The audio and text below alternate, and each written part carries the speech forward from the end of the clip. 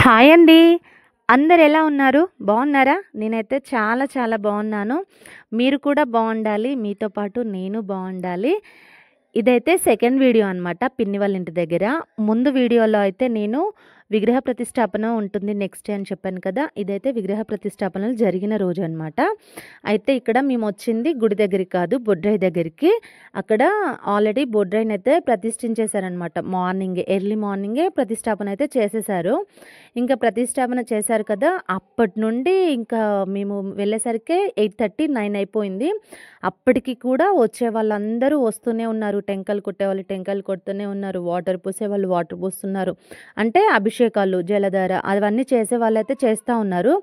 ఇంకా ఇంత రష్‌లో మనం వెళ్తే ఇంక మనం తట్టుకోలేమని చెప్పేసి కొద్దిగా తగ్గేంత వరకి అక్కడ కూర్చున్నామనమాట మేము.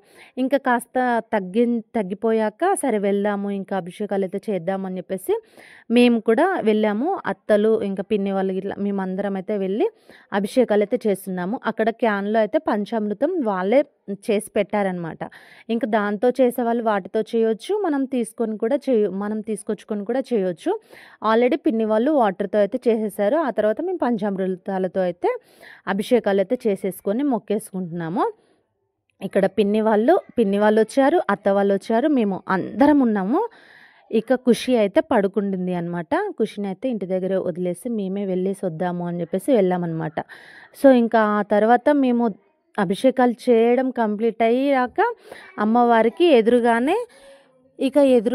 ఏం చేస్తున్నారు అంటే భూలక్ష్మి ముందు అయితే పట్నం వేస్తున్నారు అని మేమనుకున్నాము. అలాగే చేసేసరికి పట్నం వేస్తున్నారు కదా! ఇదేదో కొత్తగా ఉంది అని చెప్పేసి ఇంకా మేము అలా చూస్తున్నామా, ఇంకా ఆ తర్వాత డిఫరెంట్‌గా స్టార్ట్ చేశారనమాట.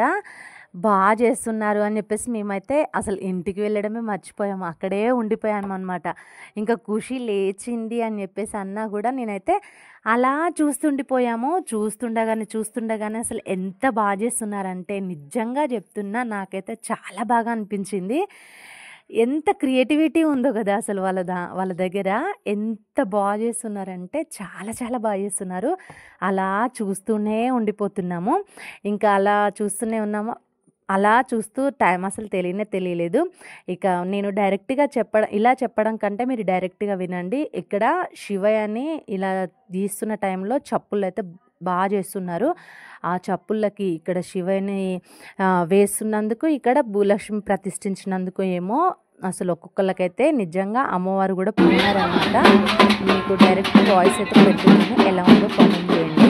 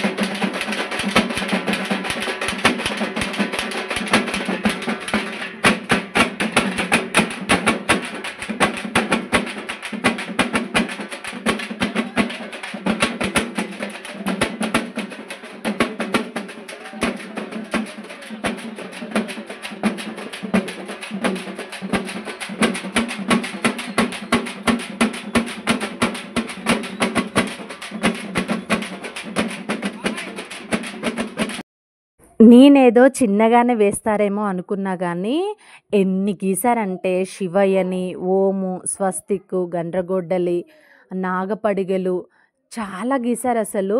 ఎంత ఏస్తున్నారంటే ఇంకా వేస్తున్నారు. జరగండి అని చెప్తూనే ఉన్నారనమాట.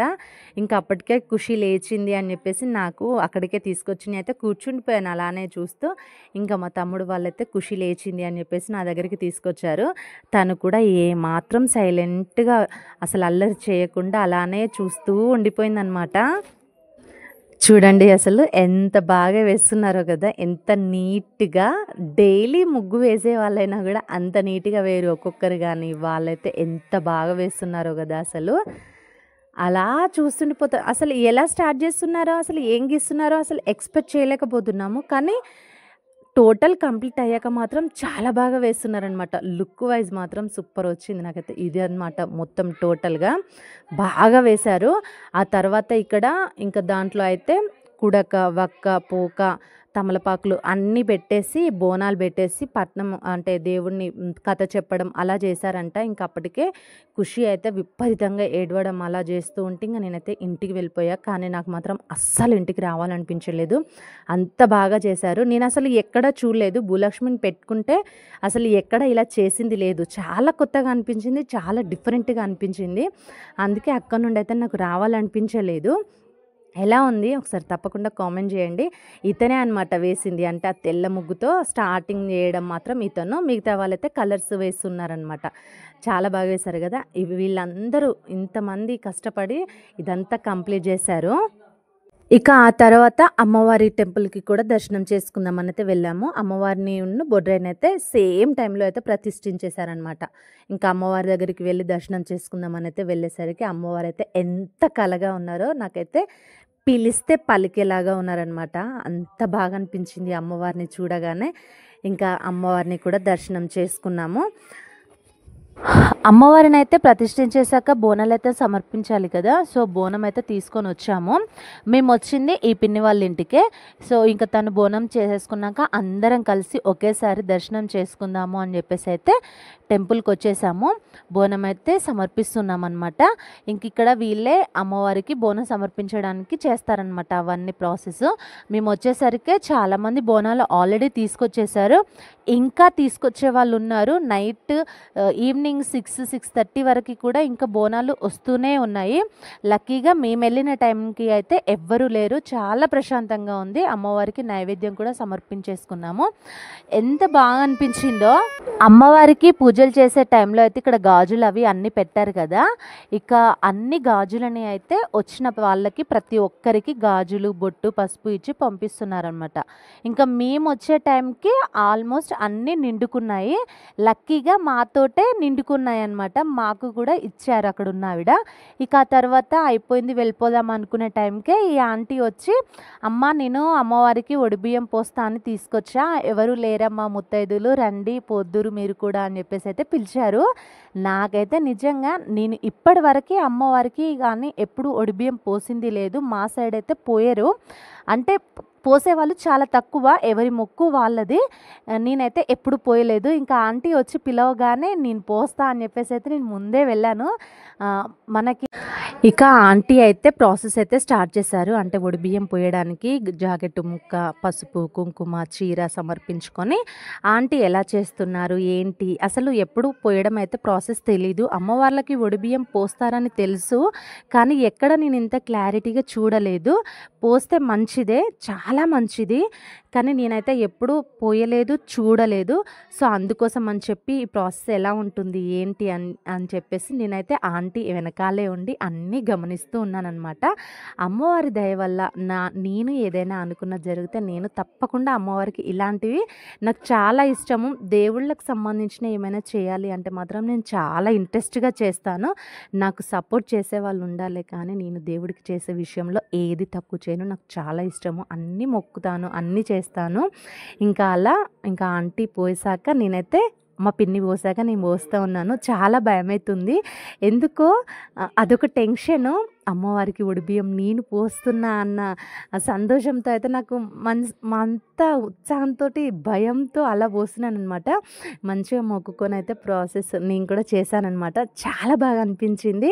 అమ్మవారి దయ నా పైన ఉంచు తల్లి, నీ దయ నా పైన ఉండ, నీవు నా పిల్లల పైన, నా కుటుంబం పైన నీ ఆశీస్సులు అందరికీ ఉండాలి అని చెప్పేసి అయితే మంచిగా మొక్కుకొని ఇంకా ఇంటికైతే బోనం సమర్పించుకున్నాం కదా, ఇంటికైతే వస్తున్నాము. ఎదురు ఎండ మాకు, మేము టెంపుల్కి వెళ్ళి రిటర్న్ వస్తున్నాం కదా, ఇంకా ఎండ అనేది మా మొహానికే కొడుతుంది. మేము అదే అనుకుంటూ వస్తున్నాం, మా అత్త వాళ్ళు నేను. ఇక ఇలా అయితే ఇంటికి వచ్చేసాము. ఈ వీడియో ఇప్పటికైతే ఇంత. ఎలా ఉందో తప్పకుండా కామెంట్ చేయండి. మీ సైడ్ ఒడిబియ్యం పోస్తారా, మీ ఆడపడుచులకు పోస్తారా, అమ్మవార్లకు ఇవన్నీ మీరు సమర్పించుకుంటారా? తప్పకుండా కామెంట్ సెక్షన్లో అయితే కామెంట్ చేయండి. Thank you. ఈ వీడియో